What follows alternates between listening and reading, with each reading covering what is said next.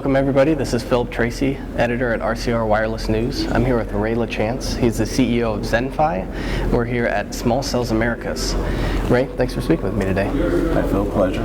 Now ZenFi is a company that's a provider of dark fiber, specifically in the 5 boroughs of New York City. That's correct. Can you tell me about your project, what it is, what is your goal? Sure, so we started ZenFi a few years ago to focus on a problem that we saw in the industry.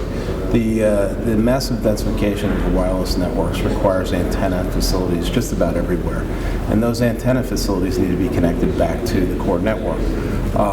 When we look at the fiber connectivity, which is the preferred method of connecting these antennas back to support the mobile densification, we saw that the legacy fiber networks just weren't built to support this level of capacity requirement, the density and the accessibility. So we saw an opportunity to build a new type of architecture, a new network architecture to support highly fragmented, high capacity networks. Yep. And so you deal specifically within New York City. Where do you stand right now with your deployment, and where are you going from there? So we were fortunate enough, again, we started the company just over 2 years ago. We were fortunate enough to win a 4,000 site fiber to the antenna rollout, where we're bringing fiber within all 5 boroughs to curbside locations to support mobile antennas. So that was a unique and very interesting project. But along the way, we've built momentum to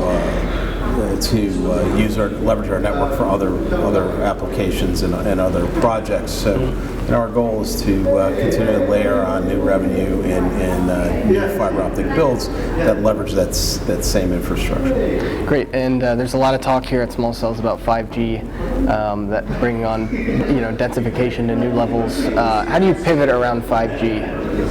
Yeah, so when we look at ourselves with ZenFi, we're in the space, power, and connectivity business. So the infrastructure that we're building, if you think about it, is the fundamental underpinning of the wireless networks, right? So the connectivity we're providing with fiber optic capacity between co-location sites and the antennas themselves. So the way we see the network being architected for 5G, it's a network of neighborhood networks. We envision a neighborhood that has a central co-location facility, and you reach out and touch antenna locations in close proximity to that co-location. And this enables us to deliver, or the carriers to deliver very high capacity at very low latency between their baseband processing or base station processing and their remote radios or antenna locations. That's a fundamental component or a fundamental piece of the architecture that will support 5G. Great.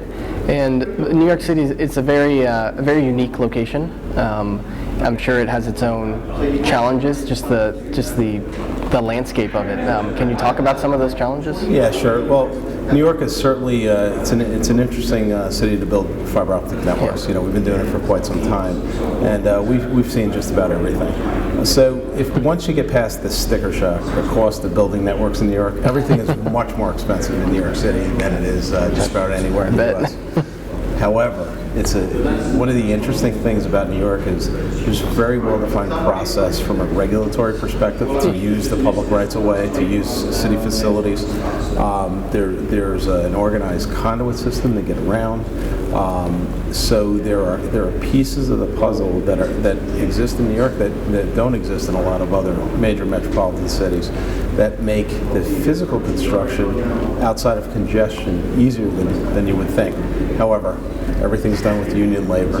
Everything is done in off hours because the city is so congested. Yeah. So everything costs a lot more. And we've heard carriers come in from other cities, like in Southern California or coming in from the Southwest, and having paid, saying they're paying us 5 times more to do what they're doing in New York. But you get a quality product, and it's it's a big market. Yeah, it's a big market. A lot of opportunity. Definitely.